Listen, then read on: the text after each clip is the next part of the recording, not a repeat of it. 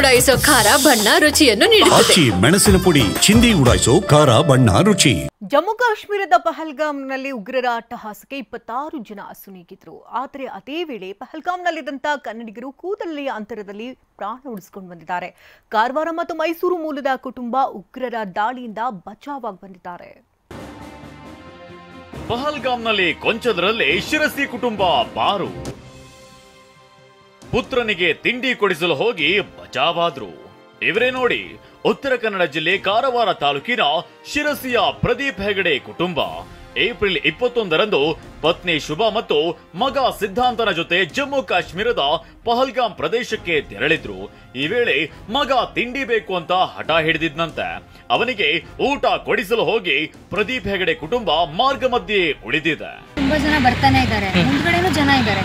But ಆ short cut ಕಂಡ ತಕ್ಷಣ ಜನ ಎಲ್ಲ ಆ ಕಡೆ ಹೋಗ್ಬಿಟ್ಟು ಆ ಶಾರ್ಟ್ ಕಟ್ ಅಲ್ಲಿ ಹೋಗ್ಬಿಟ್ಟು ನಾವು ಮಾತ್ರ ಈ ಮೇನ್ ರೋಡಲ್ಲಿ ಹೋಗಿದ್ವಿ. ಆಕ್ಚುಲಿ ಅದಕ್ಕೆ ಒಂದ್ಸಲ ನಮ್ಗೆ ಭಯ ಆಯ್ತು. ಕಾಲುದಾರಿಯಲ್ಲಿ 3 ಜನ ಗನ್ ಹಿಡಿದು ನಿಂತಿದ್ರು. ಆದ್ರೂ ಸಿವಿಲ್ ಡ್ರೆಸ್ ನಲ್ಲಿದ್ರು. ಇವರನ್ನ ಕಂಡು ಒಂದು ಕ್ಷಣ ಬೆಚ್ಚಿ ಬಿದ್ದಿದ್ವಿ. ಎಷ್ಟೊತ್ತಿಗೆ ಯಾರು ಹೇಗೆ ದಾಳಿ ಮಾಡ್ತಾರೆ ಅನ್ನೋ ಭಯ ಕಾಡ್ತಿತ್ತು. ಮೇಲ್ಗಡೆಯಿಂದ ಬರೋವರೆಗೆ ರೋಡ್ ಅನ್ನೋದೇ ಇಲ್ಲ, ಕಾಲ್ದಾರಿ. ಅಲ್ಲಿ ಸ್ವಲ್ಪ ಕಚ್ಚಾ ರಸ್ತೆ, ಅಲ್ಲಿ 3 ಜನ ಗನ್ ಹಿಡ್ಕೊಂಡು ಸಿವಿಲ್ ಡ್ರೆಸ್ ಅಲ್ಲಿ ನಿಂತ್ಕೊಂಡಿದ್ದಾರೆ. ನಮಗೆ ಮತ್ತೆ ಒಂದು ಕ್ಷಣ ಭಯ ಆಯ್ತು, ಇವರು ಯಾರು ಪೊಲೀಸಾ? ಯಾಕೆಂದ್ರೆ ಅಲ್ಲಿ ಮಿಲಿಟರಿ ಯೂನಿಫಾರ್ಮ್ ಅಲ್ಲಿ ಅಂತೂ ಇಲ್ಲ, ಅವರು ಸಿವಿಲ್ ಡ್ರೆಸ್ ಅಲ್ಲಿ ಇದ್ದಾರೆ.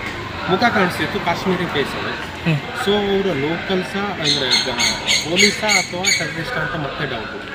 ಸೊ ಸರಿ ಏನಾದರೂ ಆಗಲಿ, ಅಲ್ಲಂತೂ ಬದುಕೋ ಬಂದ್ವಿ. ಇಲ್ಲಿ ಏನಾಗುತ್ತೋ ನಮ್ಗೆ ಇಲ್ಲೇ ಸಾವು ಬರ್ಕೊಂಡಿದ್ರೆ ಇಲ್ಲಿ ಹೆಂಗೂ ಸಾಯಿದೆ ಅಂತ ಧೈರ್ಯ ಮಾಡಿ ಬಂದೇ ಹೋದ್ವಿ. ಅವ್ರು ನೋಡ್ರಿ ಲಕ್ಕಿಲಿ ಪೊಲೀಸ್ ಆಗಿದ್ರು. ಆ ಕೇಸು ಆ ಪಿಕ್ ಆ ಥರ ಕೇಳಿ ಮುಂದೆ ಸೇಫ್ ಇದೆ, ತೊಂದರೆ ಎಲ್ಲ ಆರಾಮ್ಸೆ ಹೋಗಿ ಅಂತ.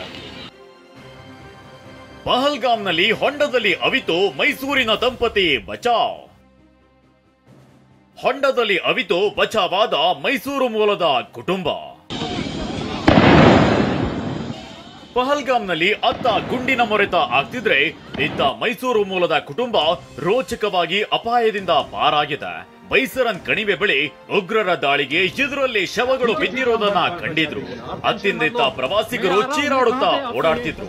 ಇದರ ಮಧ್ಯೆ ಸಮೀಪದಲ್ಲಿದ್ದ ಹೊಂಡದಲ್ಲಿ ಬಚ್ಚಿಟ್ಟುಕೊಂಡು ಬಚಾವಾಗಿದ್ದಾಗೆ ಪ್ರಸನ್ನ ಕುಮಾರ್ ಘೋರ ಸನ್ನಿವೇಶವನ್ನ ಎಕ್ಸ್ ಖಾತೆಯಲ್ಲಿ ಹಂಚಿಕೊಂಡಿದ್ದಾರೆ. ಸೂರಜ್, TV9 ಕಾರವಾರ.